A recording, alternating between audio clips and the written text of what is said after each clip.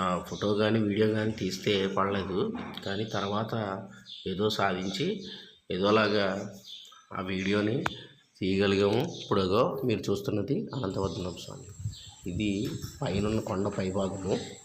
ఇంకా పక్కనున్న కొండ కూడా దీని నుంచి దారి ఉంది. పైన కూడా ఇంకొక జలపాతం లాంటి చిన్న ప్రదేశం ఉందని మాకు తెలిసింది. అయితే మేము సమయాభావం వల్ల వెనక్కి తిరిగి రావాల్సి వచ్చింది. కానీ చాలా అద్భుతమైన సీనరీ మాత్రం పచ్చదనంతో నిండిపోయి ఉంది.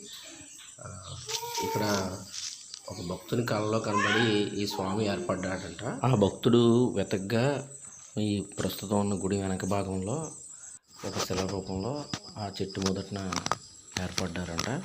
దాన్ని పైకి వెలికి తీసి తర్వాత గుడిని స్థాపించారంట. ఈ విగ్రహాన్ని స్థాపించి గుడిని కట్టారు. ప్రస్తుతం దాన్ని బెంగళూరు నుంచి తీసిన శిల ద్వారా